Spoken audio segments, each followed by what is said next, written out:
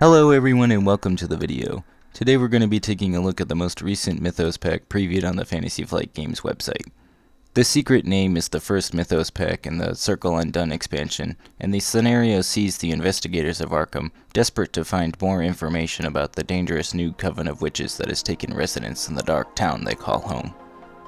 Recalling a story passed down since the 1600s about a witch named Kezia who escaped the Salem jail and whose ghost supposedly still haunts the house in French Hill. When you arrive at the old witch house, you find it in a sorrier state than you could have ever imagined. Surrounded by a crooked picket fence, the building looks as though it may fall apart at any minute. The fact that it has managed to stand for more than 200 years is astonishing.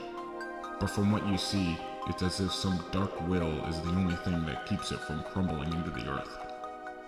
The front door is locked, but you easily enter through one of the windows by pulling down the rotten wooden boards that cover the shattered glass.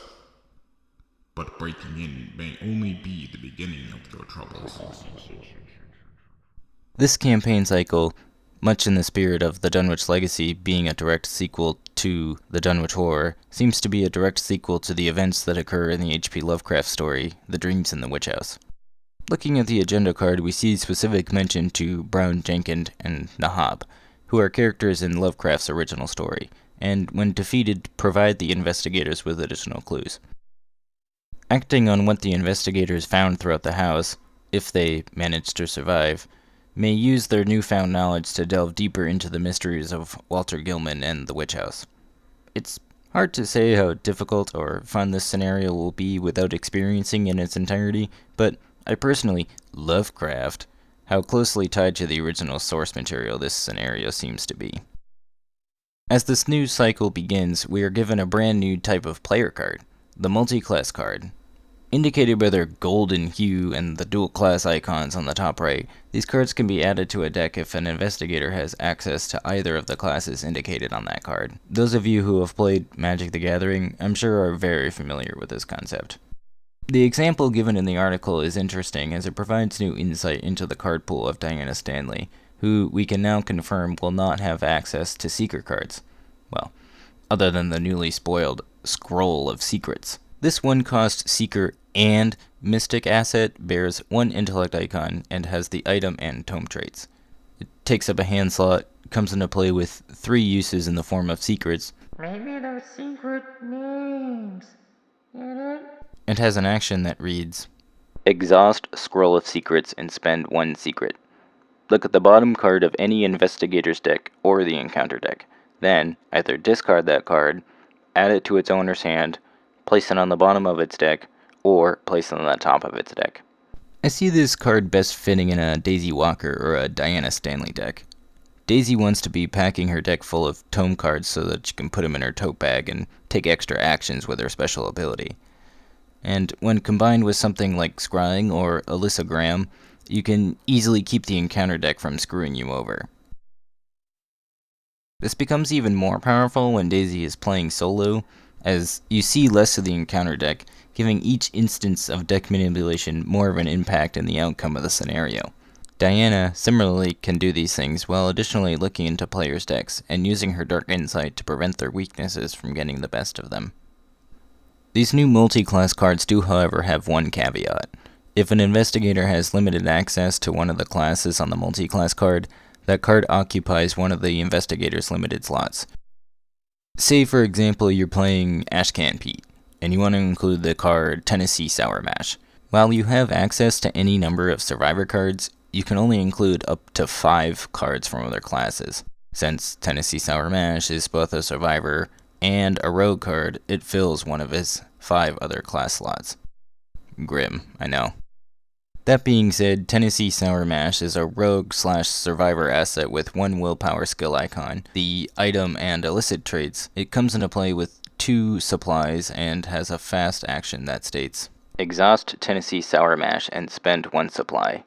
You get +2 willpower for a skill test on a treachery card. It also has an action that reads, Discard Tennessee Sour Mash. Fight. You get +3 fight for this attack. This card at first glance seems to be an immediate shoo-in into a Finn Edwards deck. With its ability to help him cope with treachery cards, then if need be, break the bottle and fight off an enemy, Finn can easily recover Tennessee Sour Mash as well with the aid of smuggled goods. While it helps to shore up some of Finn's weaknesses and can be comboed with cards like William Yorick or Scavenging, the latter can be slow and time-consuming to get going. As a combat option, you'd be better off with a knife, and as an option to boost your willpower, well, Mr. Patterson is usually who I look to for help. Overall, I think this card has a lot of flavor brewed into it, but I feel it's overcosted for a lot of investigators. Before moving on to the last fully spoiled card, I do briefly want to mention the Enchanted Blade. This 3-cost Mystic and Guardian asset has 1 Might skill icon. The Enchanted Blade has the Relic, Weapon, and presumably item traits. I think it's also safe to assume that this card will also take up a hand slot. Judging from what can be seen of the text, my guess is that it has a fight action that you can take to gain 1 Might for the attack, and has some method of empowering the weapon to deal additional damage. At 3 resources, this card reminds me of Machete, which is a serviceable weapon early on in a campaign. The last card spoiled in this article is Grizzly Totem, a 3-cost Survivor Seeker asset with 1 agility icon. It has the item and charm traits, it takes up the accessory slot, and has a reaction ability that reads, "After you commit a card to a skill test, exhaust Grizzly Totem. That card gains another instance of one of its skill icons of your choice." This card is going to be a great option for Ming Tai Fan and Silas Marsh, both investigators that interact with skill cards. If I'm correct in my analysis, with Ming you could give a card you commit to a skill test 2 additional wild icons. Silas can use his nautical prowess to gain upwards of 5 additional willpower or intellect on a skill test. This can turn even the most difficult challenges into easy successes.